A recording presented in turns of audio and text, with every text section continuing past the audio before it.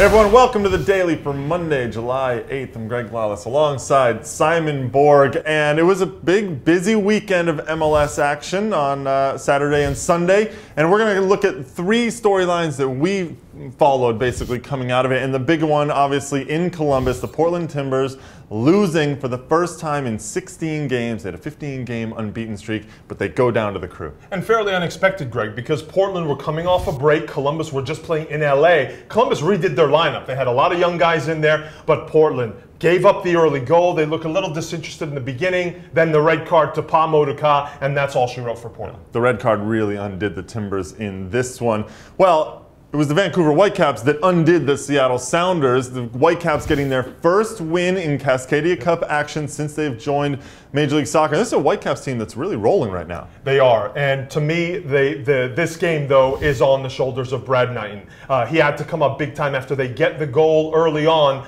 They had to hold on, and they clung to the result. Darren Maddox put in the second at the end, but Brad Knighton is the MVP of this game. Do we want to talk about Kenny Miller at this point? Because he is starting to show some of that form. We didn't see it in his first year with the Whitecaps, but now we're seeing some of that international class coming out. And I wonder if it has something to do with him getting the captain's arm and being told, you're the leader of this team. It seems like he's relishing in that role. Yep. He seems to be doing everything right. He got the first goal against Seattle. Now, the first goal for Sporting Kansas City in Chicago came from Graham Zusi, a looping goal into the far post. If you haven't seen it, it's kind of cool. But this is a Sporting Kansas City team that weren't really expected to maybe go to Chicago and get that win. Chicago on a great streak, Mike McGee, all the hype and everything, but Sporting get it done. And they got another great goal from Benny Feilhaber, along with that one from Zusi. And they seem to be on cruise control from there on out. It helps when you're on the road to get 2 early goals. But Chicago, we've seen a game like this every now and then from them where, you know, they just don't have it together. They're not pushing. They're not pressing. There's not a lot of energy. And Mike McGee took it to his teammates after the game. So I doubt we'll see another performance like that from the Fire anytime soon. Yeah, the quote from Mike McGee after the game was, "It makes me sick," basically talking about the sort of lack of a desire from the Fire to go out and get this one.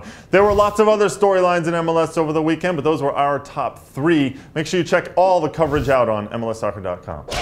On Sunday, the CONCACAF Gold Cup got underway. Group A action, Canada taking on Martinique and Mexico taking on Panama. And Simon, neither of the favorites in this one came out with a victory. In fact, they both lost, which was a bigger surprise. Martinique beating Canada or Panama beating Mexico? It's got to be Martinique over Canada, in my opinion. Martinique, an unknown commodity in CONCACAF right now, a team that doesn't get together that often. They finished 4th in the Caribbean Cup, but that's not a credential to come into the Gold Cup and get a win in your first game. But they looked like they had it planned. They knew what they were doing, especially in the attacking end, and I think they were more comfortable in that severe weather that was there. A lot of heat at the Rose Bowl in Pasadena. I think they were more comfortable. Canada weren't. Yeah, Canada did not look good in this one at all. And actually, Martinique sort of dominated the game, especially in the second half. They picked it up. They got the goal in the stoppage time of the entire game, ending up getting that victory. Now, Panama, a 2-1 win over Mexico.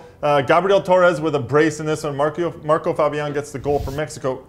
The pressure on Chepo de la Torre just continues to mount. Is he, as we talked a little bit off camera here, a dead man walking in this one? Absolutely, Greg. I think that Mexico team that we saw, team that was clueless on the field, and he picked the squad, he picked the tactics. There was no wide play happening on Mexico, which is not characteristic of them, and the players didn't know what they were doing on the field. They get the ball, there were no movements, no synchronized movements. Now, it's a new team, for this Gold Cup with a lot of players really that are not used to the stage, but it's no excuse for that kind of display. And then Panama, on the other hand, they surprised me in that Panama, they didn't look good in World Cup qualifying. They really put it together against Mexico. Well, Group A, their second match will take place on Thursday up in Seattle. Group B takes place on Monday. We see Honduras and El Salvador, Trinidad and Haiti. They all get underway. Here on MLSsoccer.com, we're going to have complete coverage of the Gold Cup, and make sure you check out Gold Cup Today, which is coming out later today. It's going to be a daily roundup with highlights and analysis of everything that's going on in the Gold Cup.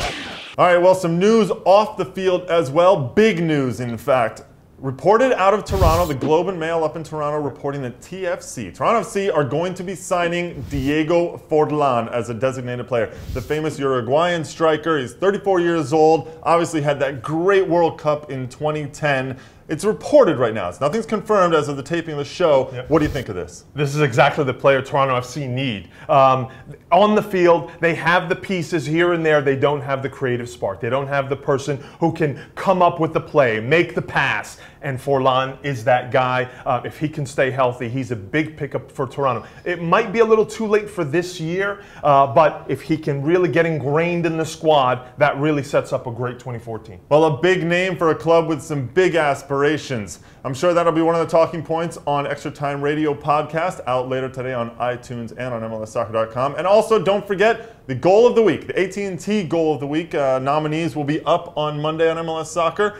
Simon, what was your favorite goal of the week? Who knew, Greg? Bernardo Honor of the Columbus Crew was a header specialist. He scored 2 this week, and his first one is the one that I like the most. The looping header against the LA Galaxy. What placement, what a touch with his head. You think he meant to do it? Absolutely. Absolutely meant to do it. Make sure you check out the AT&T goal of the week on MLSsoccer.com.